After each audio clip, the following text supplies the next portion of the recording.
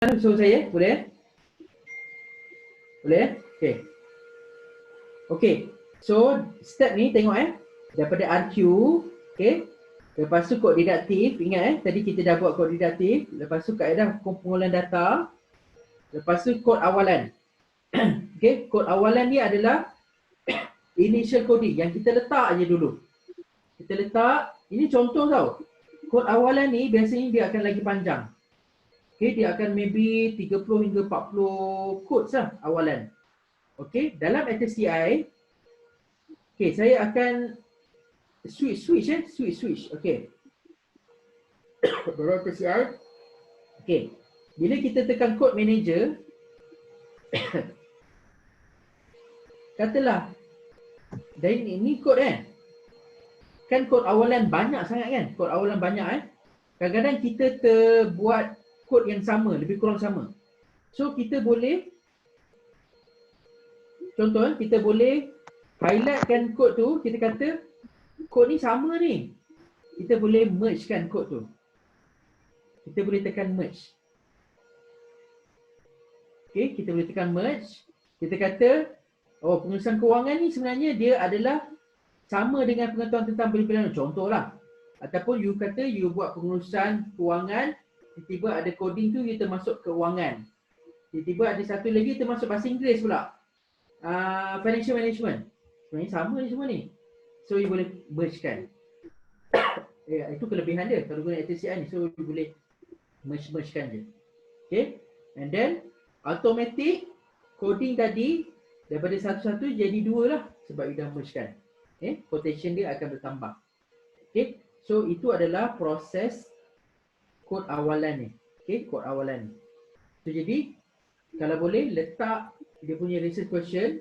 Okay, research question dengan interview question adalah dua benda berbeza. Okay, jangan confuse Ada setengah orang dia confuse. Interview punya question dia letak dalam research question. Lepas tu research question dia ada 8. Ada 8. Okay, kalau kuantitatif dia ada 3, dia tak banyak juga research question. Tapi yang banyak dia adalah hipotesis. Okay, dia ada H1, H2, H3, H4, dia boleh sampai H10 sebab dia nak test hipotesis.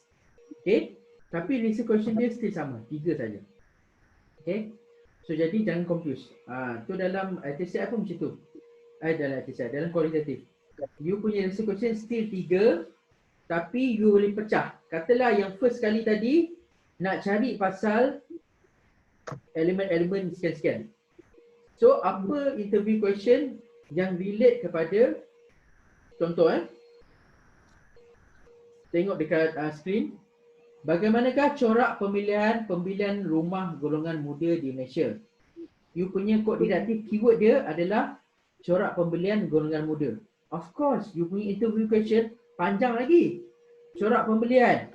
Bagaimanakah cara anda mengetahui tentang cara untuk membeli rumah? Contoh, banyaklah dia punya ni. Mungkin ada 12 question. Jangan masukkan dalam ni. Itu kita tak perlu cerita dalam tematik analisis matrik ni. Analisis matrik ni hanya ada RQ saja. Okay? Yang tu jangan cerita. Lepas tu, kaedah pengumpulan kita adalah focus group, kajian berkelompok dan juga temu bual. Okay? Kajian berkelompok ada set of question. Temu bual pun ada set of question dia. So, panjang cerita kalau nak cerita semua set of question ni, panjang cerita. Jangan cerita kat sini. Itu benda cerita kat mana? Appendix.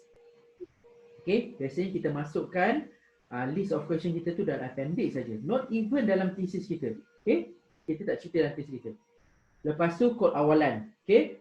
Ini kita dah shortcut ni. Maknanya dia hasil daripada transkrip, proses apa semua tu tadi. You bayangkan kalau you dah buat kod-kod awalan tu menggunakan sticky note tadi tu. Jadi you dah shortcut dah. You dah tahu dah kod awalan tu, katalah implikasi membeli rumah pada usia muda. So maknanya dah terus boleh buat implikasi rumah, kemampuan kewangan, pengetahuan tentang pembelian rumah, pengurusan kewangan, teguh kapah membeli rumah. tekanan daripada masyarakat. Okey, itu semua adalah kod awalan. Lepas tu kod kategori. Macam contoh, kod kategori ni adalah bila kita apa? Kita grupkan kita punya kod ni ke dalam kod group. Okey, daripada kod ke kod group dalam ATCI ini adalah kategori. Kategori. So, maybe tadi ada elemen-elemen keuangan, implikasi keuangan. Ini macam ni contoh, implikasi membeli rumah pada usia muda, tekanan dari masyarakat, pengurusan kewangan. So, semua tu contoh je. Saya masukkan dalam kategori implikasi keuangan. Okey, ada juga pertanyaan, betul macam mana kita boleh keluarkan kod yang kategori ni?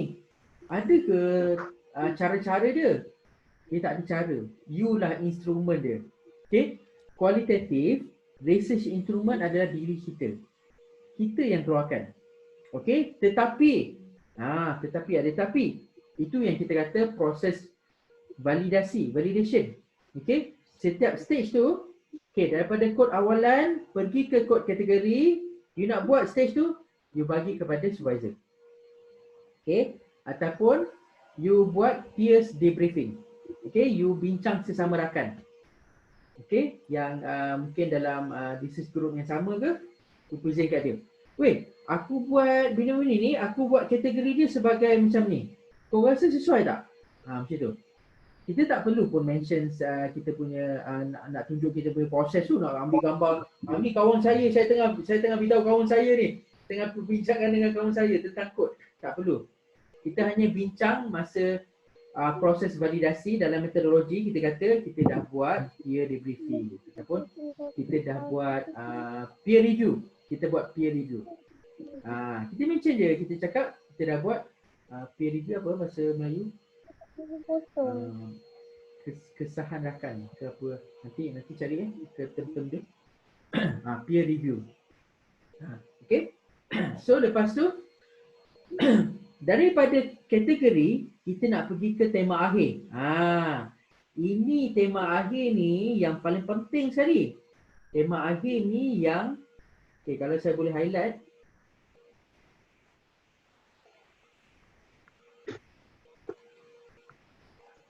Tema akhir ni sebenarnya yang akan membentuk macam saya kata tadi, membentuk framework, membentuk SOP.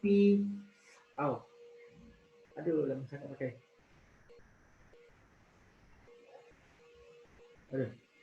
Membentuk kerangka akhir, framework, membentuk modul, model. Semua tu adalah bergantung pada tema akhir you.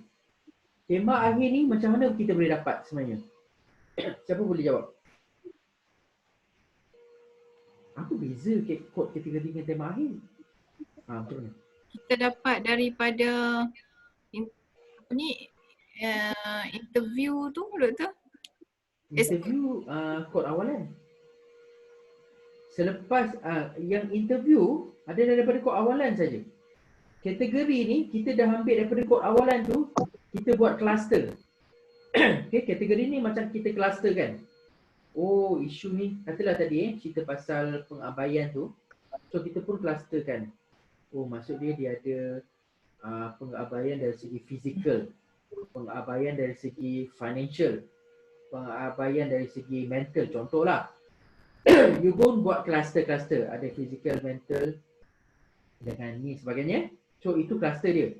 So bila tema akhir ni macam mana pula? Kalau kita daripada pandangan pakar tak boleh. Belum pandangan pakar tu kita nak validate ataupun pengalaman pakar tu adalah daripada dia masuk dalam triangulation kita untuk kita dapatkan kod awalan. So jadi dari mana datang tema akhir? Doktor nak cuba tengok.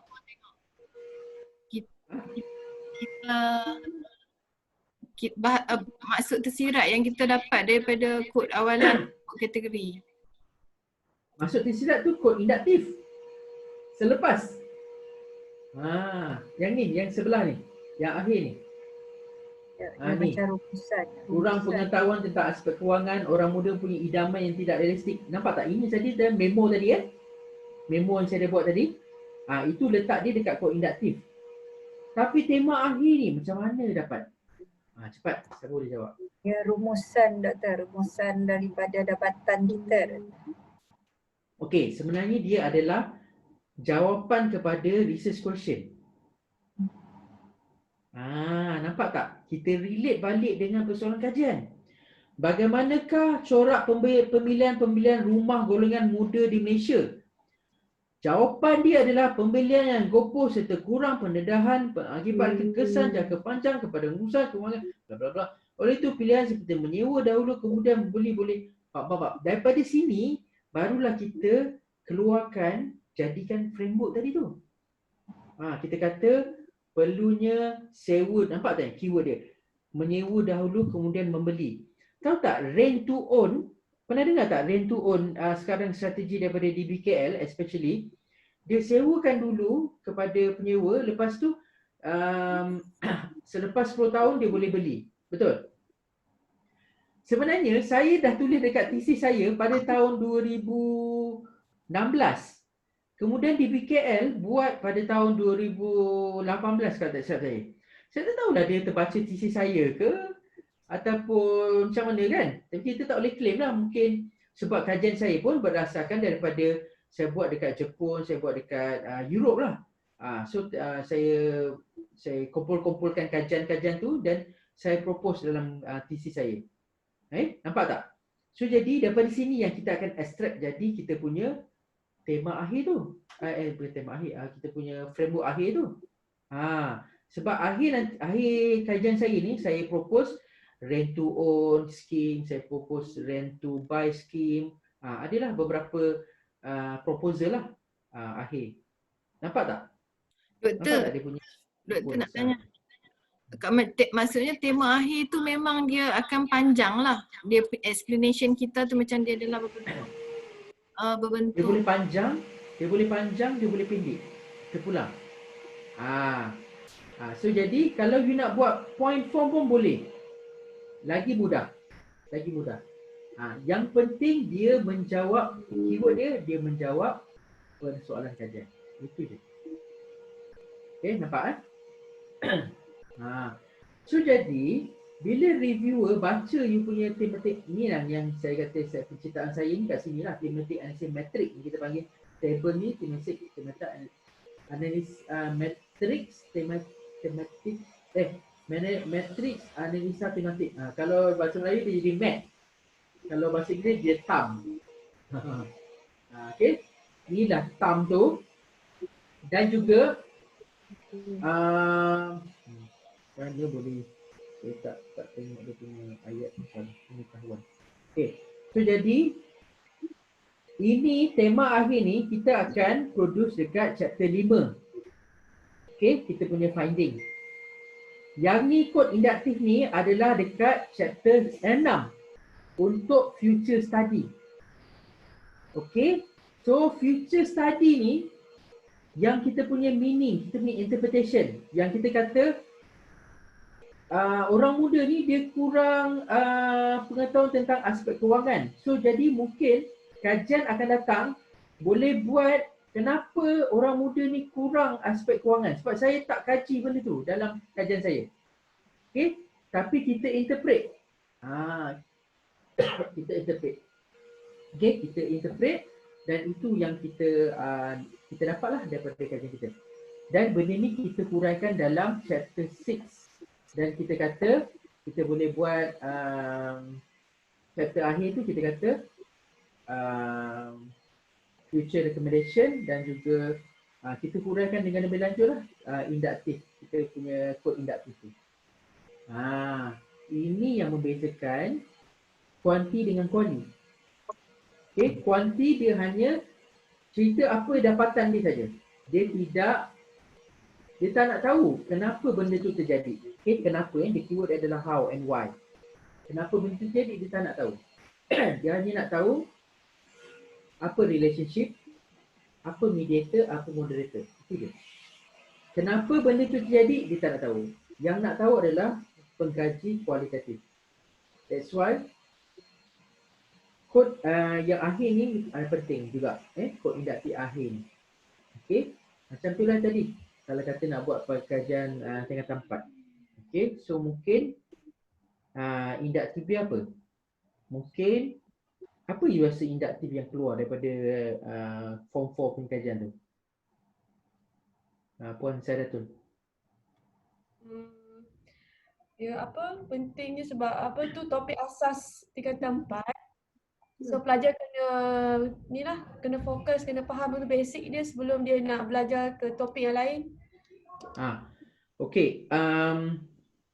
Okey, kalau boleh induktif ni dia lebih tersirat lagi. Dia macam bukan apa yang dia nak.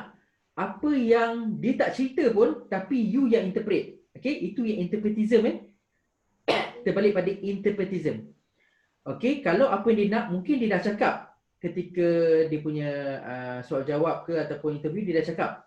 Tapi kita kena lagi tersirat. Okey, contohnya rupa-rupanya student ni dia memerlukan bantuan visual terhadap mata pelajaran tu. Dia tak cakap tapi dia kata macam saya susah nak belajar benda ni sebab benda ni semua macam tak ada visual yang ni. Contohlah. So you dapat keyword. Okey, dia memerlukan ada visual aid. Okey, you pun tulislah dalam memo, dalam ATCI memerlukan visual aid. Lepas tu seorang lagi tanya. Oh, kalau ada macam apps ke apa ke kan best boleh macam saya lagi mudah faham.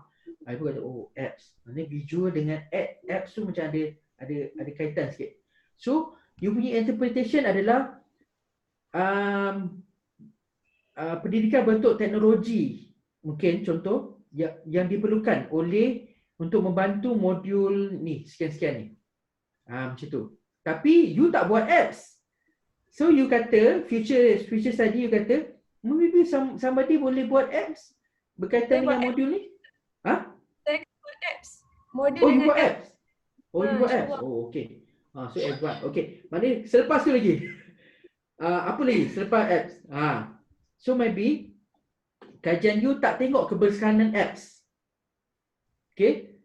So maybe future study boleh buat macam mana keberkesanan dari segi adakah you monitor performance student? Ya, pencapaian betul? Ada. Buat juga. Lengkap betul study ni. Okay. Kita tengoklah apa benda yang tersirat lagi lah. So cari lagi, korek lagi. Okay. Interpreti ataupun kualitatif ni dia macam kepoci sikit lah. Dia macam dia nak tahu lebih lagi daripada apa yang on the surface. So cari lagi. Contoh saya bagi contoh yang paling ringkas. Saya suka guna contoh ni. Dia study pasal kemerosotan pelajar punya performance. Katalah lately ni pelajar punya prestasi semakin merosot. Lepas tu dia pun kaji mungkin cara pedagogi dalam kelas tu tak efisien. Okey, dia pun highlight. Rupa-rupanya daripada pemerhatian dan daripada temu bual dengan student ni ada satu pattern dia kata, saya tengok cikgu ni tak menarik dia punya pemakaian. Lepas tu student kedua pun dia kata kadang cikgu dah ada bau bau rokok ke kalau boleh cikgu lelaki kalau cikgu perempuan tu tak cerita lah ada bau. Lepas tu dia rupa-rupanya yang tersirat tu adalah rupanya penampilan tu mainkan peranan. Itu sebenarnya adalah faktor menyebabkan kemerosotan. Maksudnya student tak boleh fokus dengan katalah cikgu tu berbau ke tak pleasant dengan mungkin lah student sekarang katalah dia orang very trendy, lepas tu tiba cikgu macam sememeh macam kan dia macam tak ada mood, dia macam cepatlah habiskan ni, ya Allah aku tak tahan lah bau cikgu. Contohlah benda tu kita nampak macam simple, lepas tu kita kena kupas dalam chapter 6. Tapi okey, nak cerita ni induktif ni kita tak cerita dalam RQ kita tak cerita apakah penampilan yang yang sesuai bagi guru dalam pendidikan bilik darjah. Tak, kita cerita pasal kenapa kemerosotan ini terjadi, apa yang kita boleh kita boleh improve dari segi pedagogi, tak ada kaitan dengan penampilan. Rupa-rupanya chapter 6 kita cerita penampilan memainkan peranan penting bagi memastikan pelajar, konsentrasi pelajar dan juga bagi cerita contoh. So jadi maybe kajian akan datang boleh mengkajilah relationship, katalah kita suruh orang akan datang buat kuantitatif, relationship between penampilan teacher dan juga konsentrasi pelajar. Macam tu. Nampak? Panjang lebar ni saya punya penilaian ni. Saya harap you nampak dari segi overall dia, sebab kalau you nampak thematic analysis matrix ni, you kalau boleh you dah nampak dia punya whole picture. Dan step seterusnya adalah LTCI hanya tinggal letak-letak je, hanya tinggal mengisi sajalah. Dan kenapa kena guna LTCI macam saya terang tadi lah, macam proses-proses tu, macam untuk mengeluarkan especially macam ni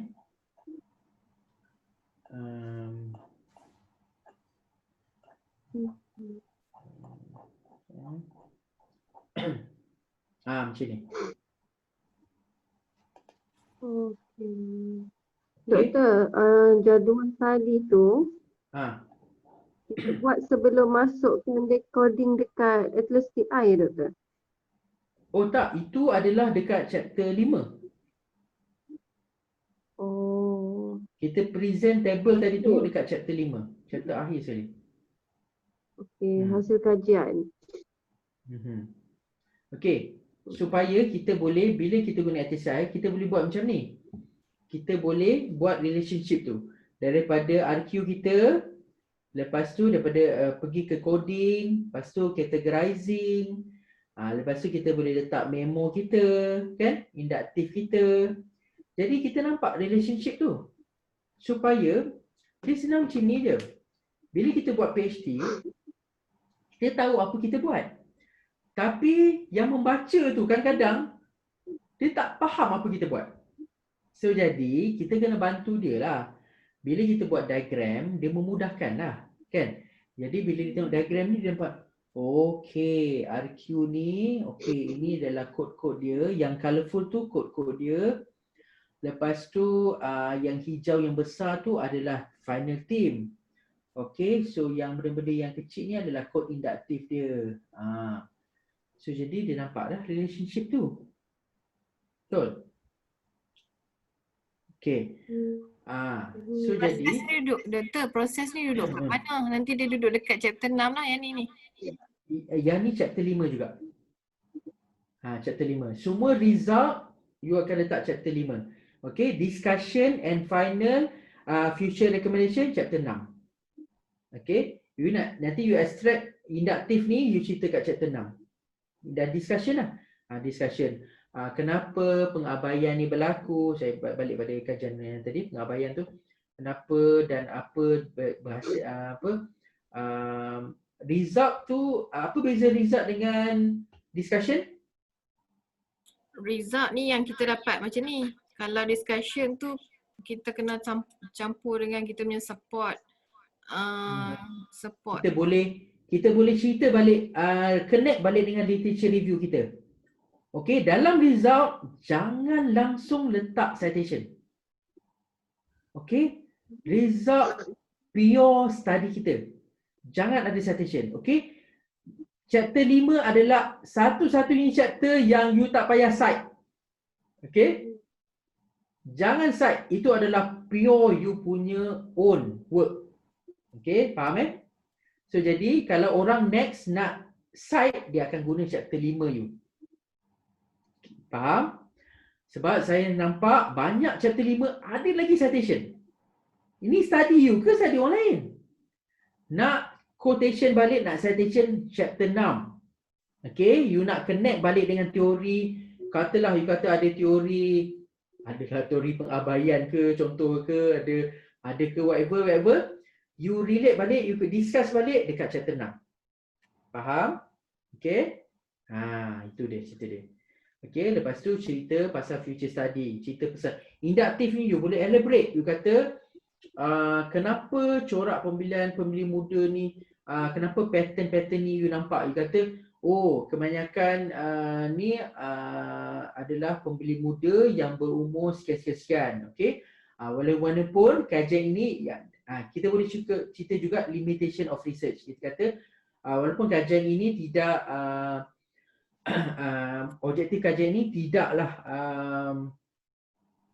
ingin mengetahui kenapa benda ini terjadi. So kita research ini mencadangkan supaya kajian akan datang boleh look into this lah, aspek-aspek ni sekian-sekian. Kita ceritalah because future study kan adalah sama juga dengan limitation of research kan. Kita kata apa kekurangan research kita supaya research akan datang boleh take over. Okay, boleh tambah baik ataupun boleh macam kata kita guna kualitatif, mungkin research akan datang buat kuantitatif. Katalah sampel kita hanya form 4, research akan datang boleh kepada tingkatan lain. Mungkin dia punya ni berbeza, dia punya finding kan.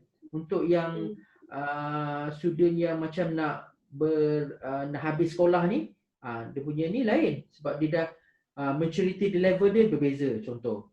Kenapa? Kena huraikan lah. Dah settle. Siap. This is senang kan? Dah siap. Seronoknya.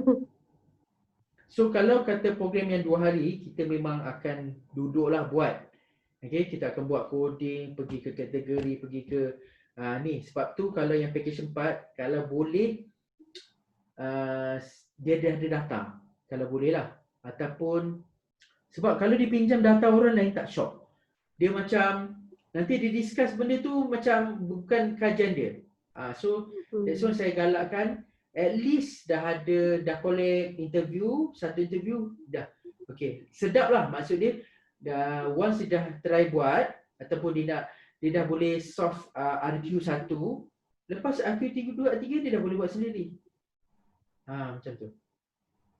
Dan juga kalau perasan kod induktif ni, saya tak buat. Okay, kod induktif ni macam RQ yang depan-depan ni dia ikut table. Maksud dia selari macam tu. Tapi kod induktif ni dia tak ada, macam mana kita kata? Dia tak ikut table tu. Dia satu table dia terus. Sebab dia tengok secara overall. Okay, pattern tu kita tengok overall. Kita tak tengok secara by RQ. Kita tengok secara overall. Okay. So macam tu. Pada akhirnya apa you punya pemerhatian. Itu dia punya ni. Kod induktif tu, apa pemerhatian you?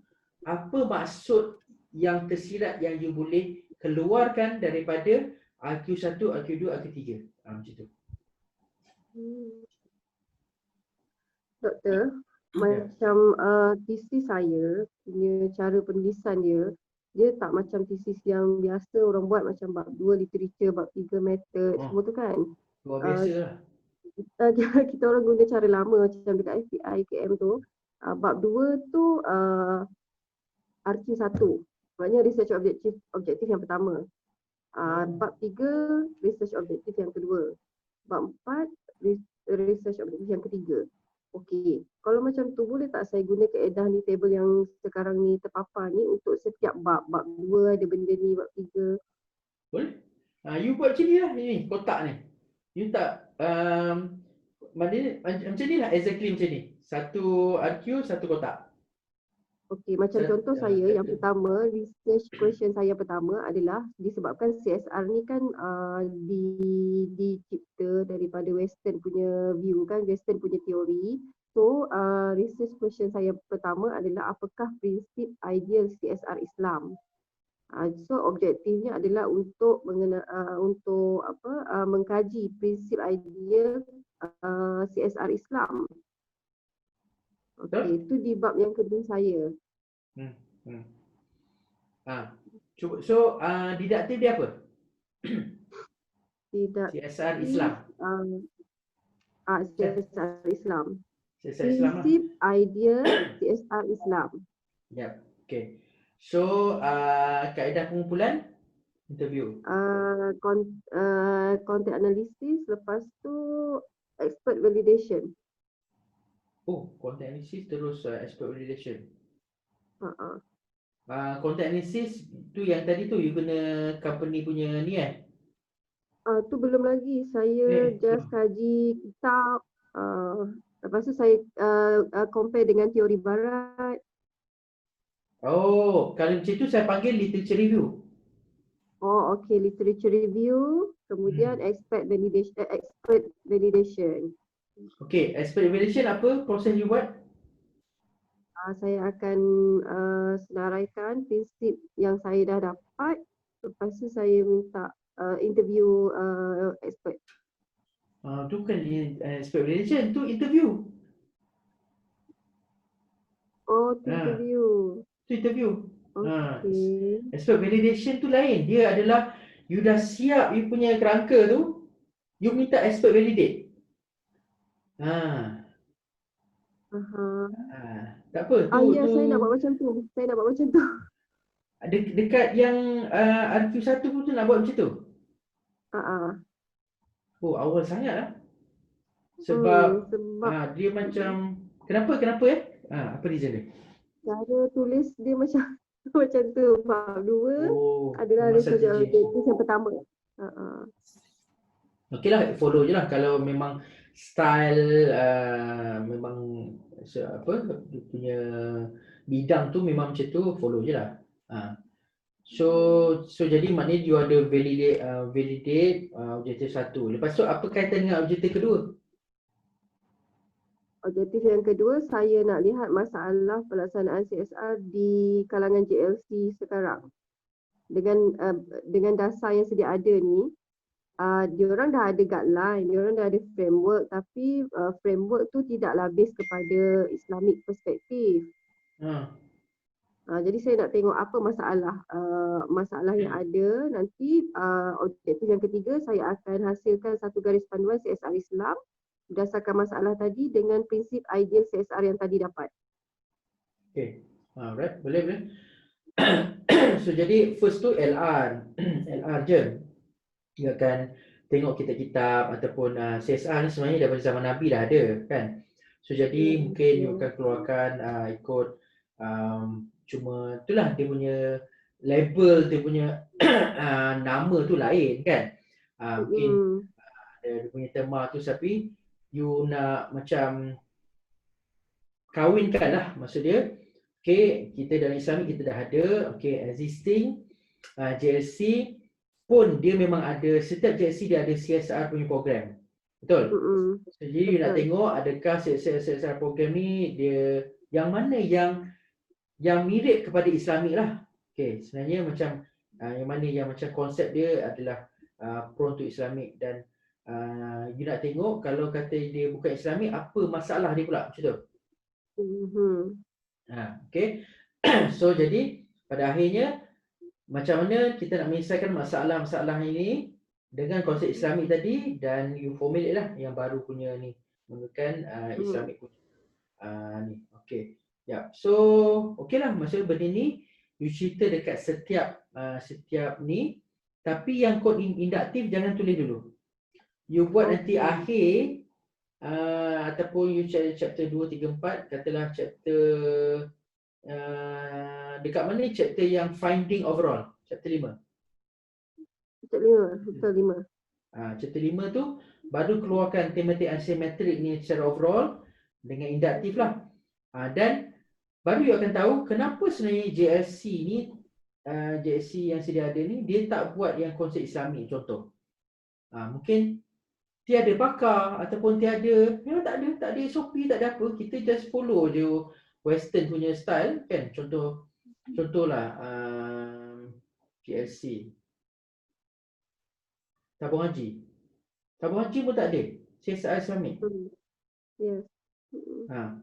Mungkin dia tak faham, mungkin pada dia CSR ni Yelah, you buat CSR tu kira CSR lah. Tapi sebenarnya ada sebenarnya guideline daripada Islam. Sebenarnya CSR macam ni. Ada portion dia kepada sekian. Kau telah contoh so mana dia, you become the first lah yang membuatkan secara detail kalau CSR ni berdasarkan syariah, ini dia punya ni. Itu pada saya penting tu. So maknanya dia kalau boleh JLC yang berasaskan Islamik kenalah adopt you punya framework ni kan. Itulah.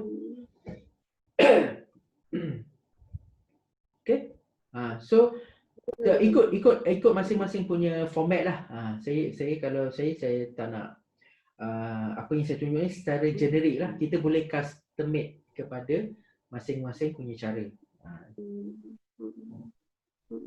Okay. Kita dah boleh conclude ni. So silalah tanya apa-apa soalan. Kalau nak lebih detail, memang saya rasa online ni kurang kondusif lah kan, sebab kalau boleh tu memang kena face to face, tunjuk apa data dah ada dan tapi secara basic saya rasa boleh faham dia punya whole process ni, sebab bila you dah tahu whole process ni, sekarang ni in the matter of macam masukkan je lah. Of course lah, dalam kemasukan tu mungkinlah ada sikit macam alamak tak sure ke apa. Okay. So itu kalau terpulang, kalau kata nak dengan lebih lanjut mungkin kena one to one. Okay.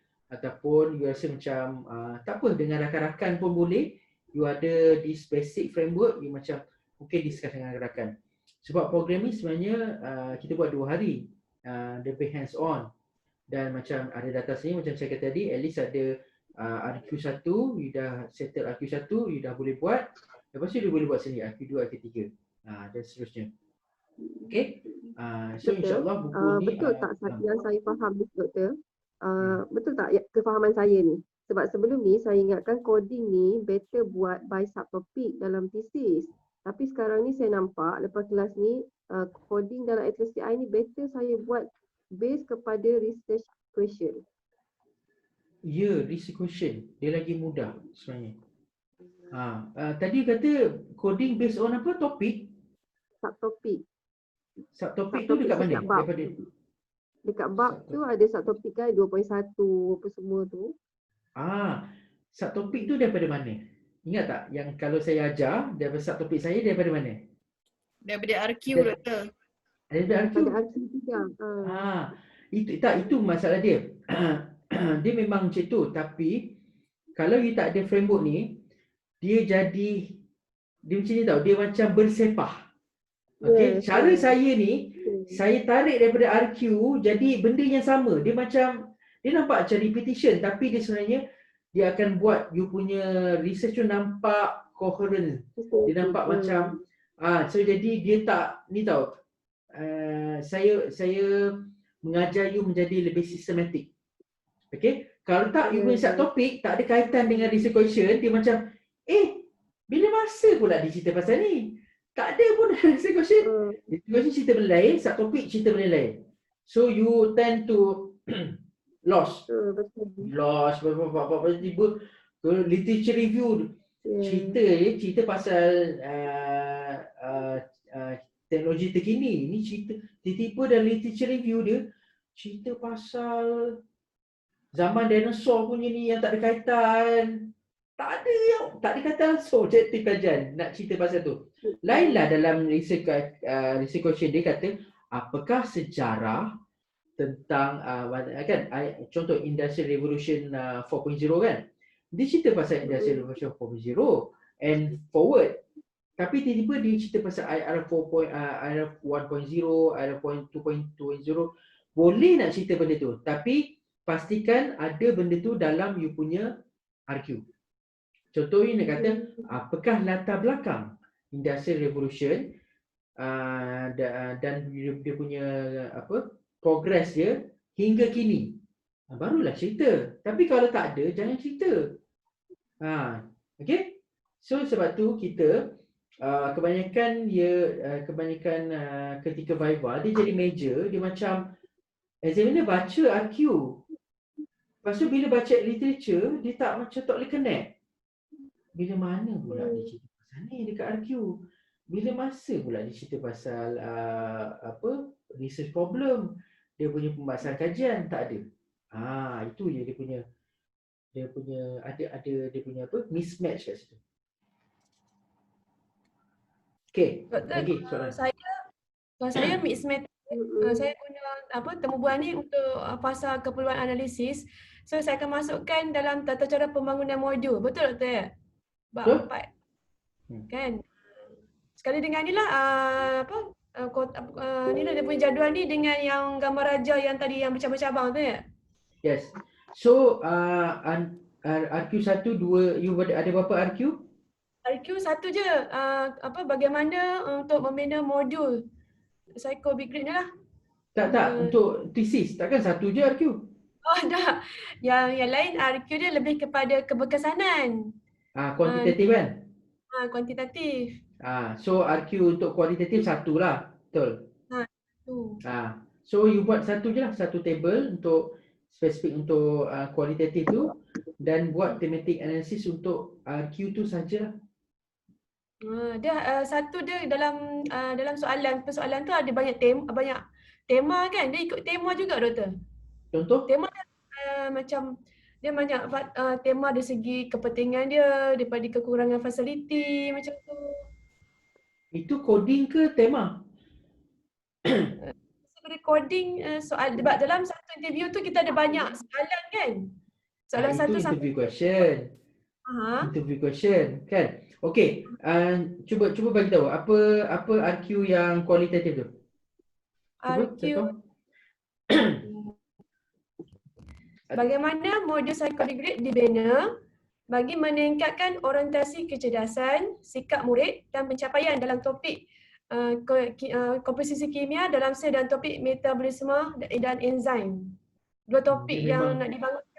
Dia memang lebih daripada satu harkat tau. Okey, so jadi you punya kod didaktif you adalah yang tadi tu.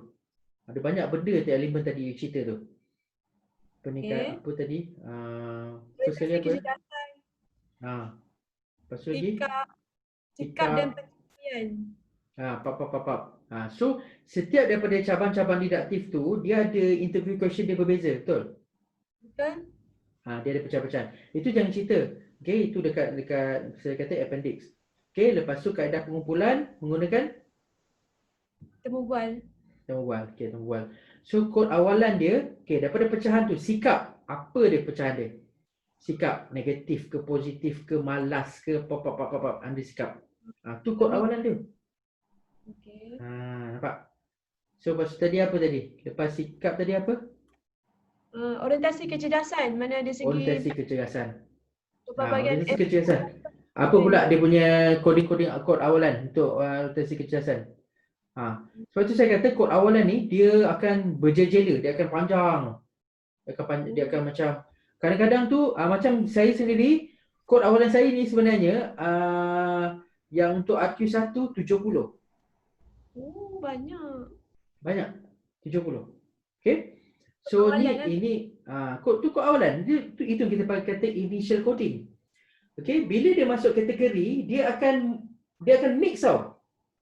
Sikap ke apa ke tiba-tiba dia ada kluster yang macam lebih kurang sama. Dia macam mungkin ada tiba-tiba ada karakter yang sama. So you combinekan kluster tu. Combine. Kan? Lepas tu barulah tema akhir menjawab baliklah. RQ tadi tu. So apakah elemen-elemen yang penting dalam setiap tu? Itu lah, situ. Boleh? Okey. InsyaAllah. Kena buat. Lepas tu try and error. Lepas tu discuss dengan supervisor, tengok kesesuaian. Tapi yang penting paksi dia adalah table ni. Okay. So try untuk fill in dulu. Fill. Dia bukan right or wrong, tapi dia tepat atau tidak. Saya tak kata salah atau tidak. Tepat atau tidak. Ketepatan tu adalah pun subjektif. kita tak boleh kata dia betul-betul tepat atau kurang tepat. Dia bergantung kepada bila you discuss dengan supervisor ataupun peers, dia orang agree ke tak? Dia agree ke tak? Dan proses tu kita cerita dalam metodologi. Kita kata daripada proses kod awalan ke kod kategori pergi ke tema akhir, saya telah menjalankan peer debriefing ataupun inilah saya telah menjalankan proses perbincangan bersama rakan-rakan terhadap kod awalan, kesesuaian kod kepada kategori dan sebagainya. Itu je, kita just reporting saja. Kita tak perlu nak ambil gambar, kita buat je, tak perlu. Okay. Bilangan penunggu tu kalau kita kata 4, 3 tu kalau kita tahap tempoh tu boleh doktor? Nanti mesti Yes. tanya, kenapa awak pilih 3, kenapa 4? Yes. Kan? Boleh? Tahap situation point tu, so maksud dia you kata you dah interview satu orang, dia macam ni. You interview satu tak cukup, you interview 2. You 2 pula bias, so you pergi ke 3. Okay, ketiga, tiba-tiba lah katalah satu kata A, 2 kata B, 3 kata A. Just nak save, you buat keempat. Dah. So you katalah you yang keempat you dapat A juga. So you nampak dah pattern dia. Ada A dengan B. Tetapi jangan trap Jangan you kata kualitatif, tak boleh you kata 50% mengatakan A, 50% lagi mengatakan B. Jangan masukkan percentage. Okay, kualitatif kita tak berminat. Okay, tapi cara you reporting tu adalah ada student yang mengatakan sekian, tetapi ada juga student, walaupun seorang, ada student yang mengatakan sebaliknya pula. Dan kita nak tahu kenapa. Kenapa seorang ni tiba-tiba tak suka, katalah nak cerita pemakanan percuma dekat sekolah kan. Tiba semua orang okey. 30 orang, 29 okey. Seorang ni tak suka makanan yang disediakan. Satu ni penting juga you nak report. You kena kata tapi walaupun ada seorang pelajar yang ini begini-begini. Kita boleh relate latar belakang dia, kita boleh relate dengan dia punya, mungkin dia punya background keluarga dia sekian. Kita itu kualitatif. Okay? Betul, nak tanya pendapat sikit. Macam saya punya kajian ni, kalau ikut saya, bukan saya LR saya ada 2 chapter, chapter 2 dan chapter 3, lepas tu chapter 4 saya ada method. Lepas tu chapter kelima saya tu masa sebelum ni saya bentang, saya disarankan untuk cerita overview Islamic banking. Doktor, tapi bila saya dah explain dalam chapter 5 ni, dia lebih macam saya seolah-olah repeat LR. Kenapa tak cerita dekat LR? Itu saya tengah fikir kalau ikut RQ saya pun hanya RQ 1 je yang cerita pasal general peace dengan positive peace. RQ 2 dan 3 saya pun dah masuk komponen Islamic banking. Yang ketiga tu dah nak nak propose. Dekat 2 tu boleh cerita Islamic tu. Boleh maksudnya kan? Kalau chapter 2 tu saya dah yang western dengan Islamic saya dah boleh cerita kat situ. Chapter 3 tu terus masuk banking. Okey kan macam tu doktor? So chapter 4 method saya, chapter 5 terus finding result. saya. Finding.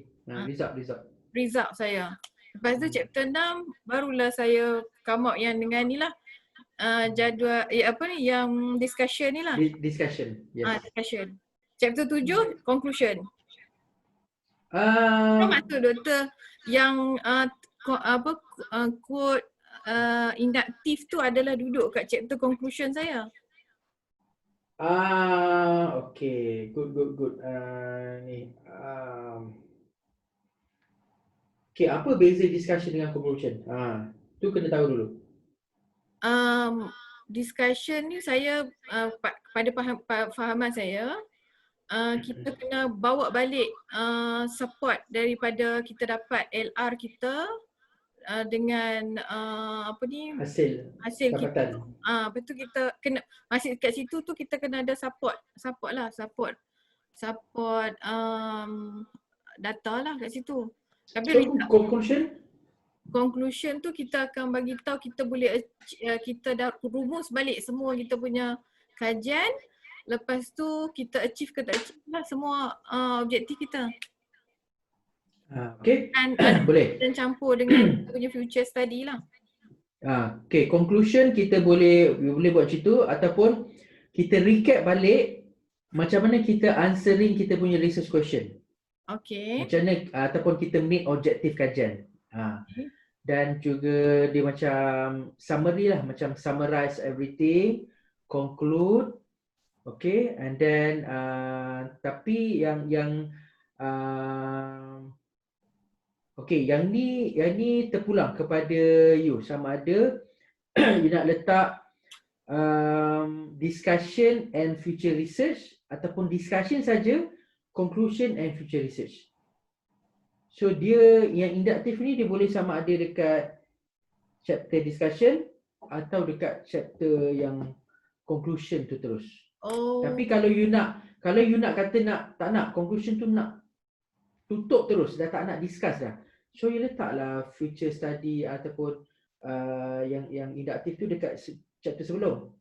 So conclusion tu just macam nak wrap up je lah, macam study ni macam contribution you cerita.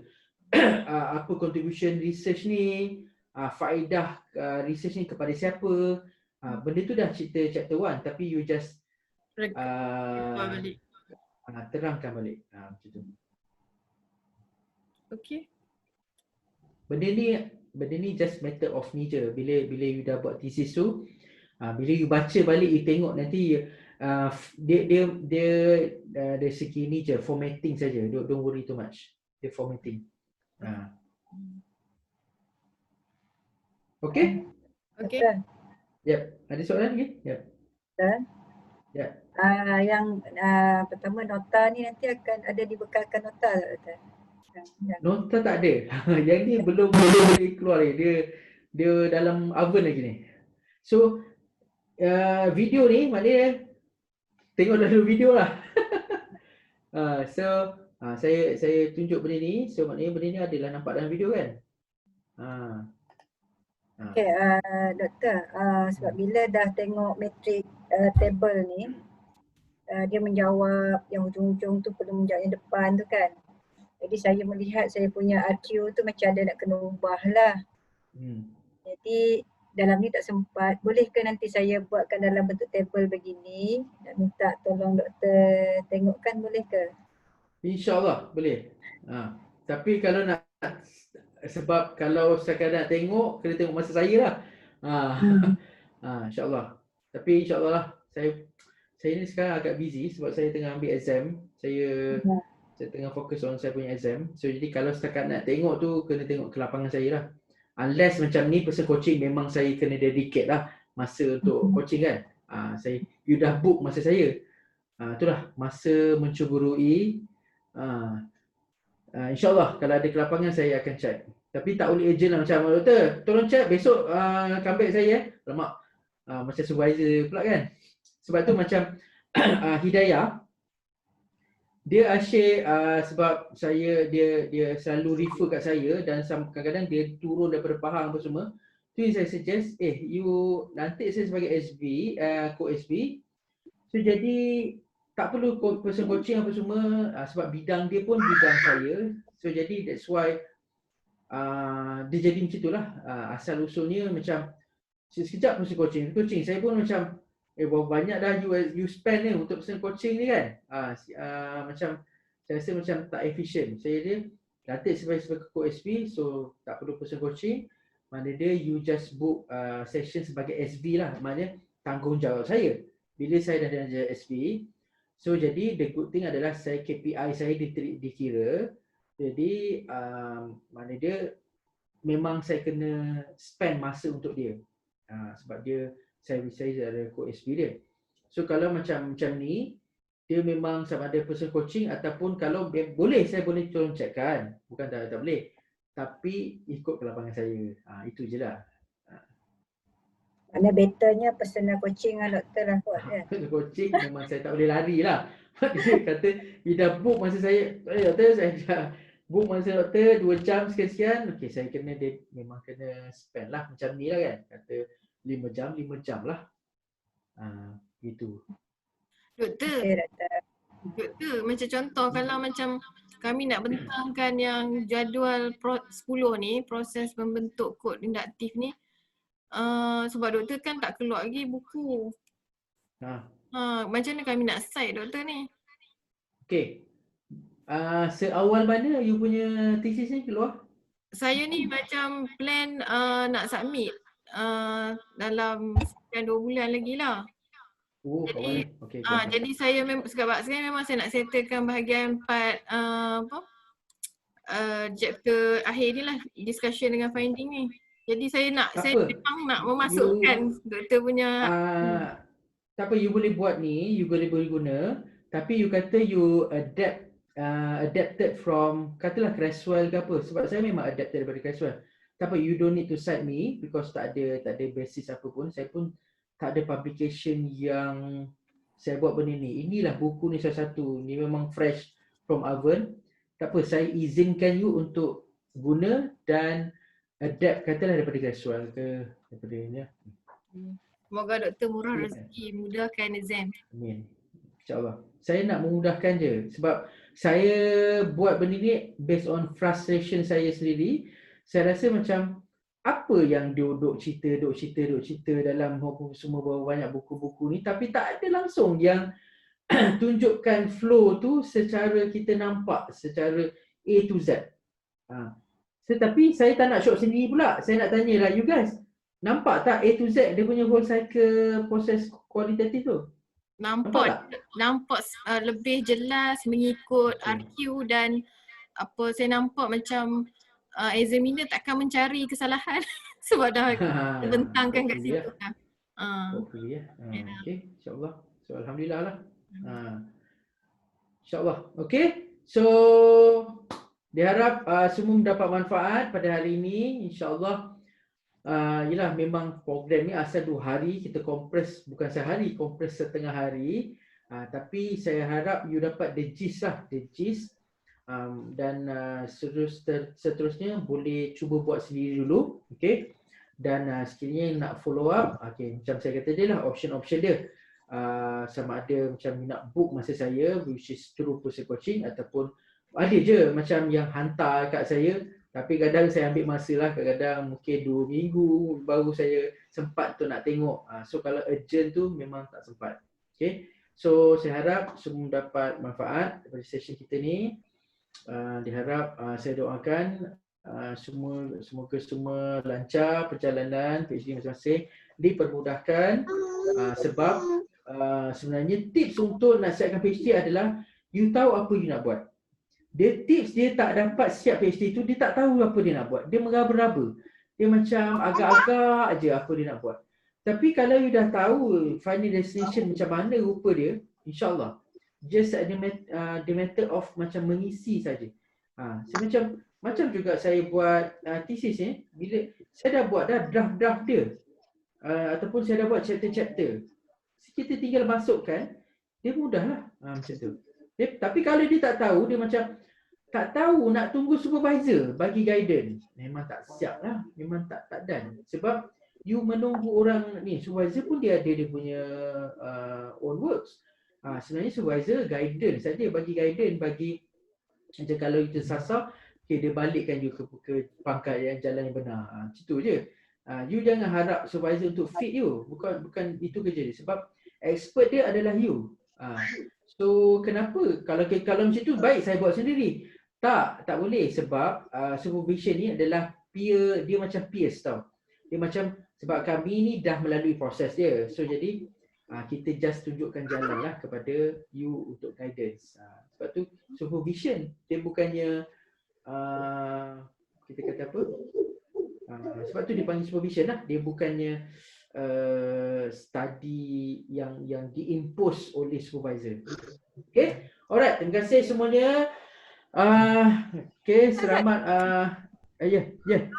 Dalam jadual ni nak kena terang lagi satu perenggan tak? Apa yang dalam jadual kita dah? Boleh lah, boleh. Sebab macam kalau boleh ada jadual ni, lepas tu ada explanation sikit. Nanti orang tanya, apa ni? Apa jadual ni? Cerita pasal apa ni? Kan? Sebelum tu selepas. Biasa selepas. Kita letak jadual Yang dulu. apa gambar-gambar tu sebelum dia kan? Betul. Yes. Grafik tu. Faham. Okey. Terima kasih. Sorry. Okay, alright.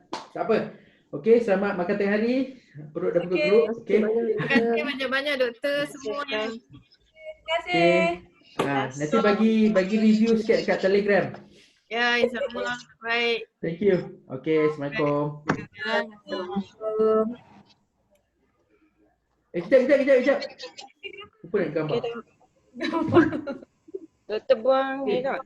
Semua senyum dan begini ya. Doktor, tutup skrin doktor. Tutup slide doktor. Tutup slide ni. Ada slide doktor.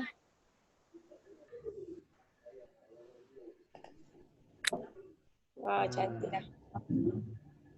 Okay. Okey. Okay, semua senyum.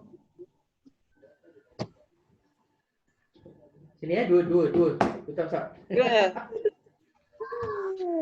Okay. Saya doakan semua dapat siapkan thesis semua dengan lebih mudah lah. Sebab dah tahu kan cara membuat. InsyaAllah. Okay. Okay, Assalamualaikum Recording doktor. semua. Okay. Salam tuan.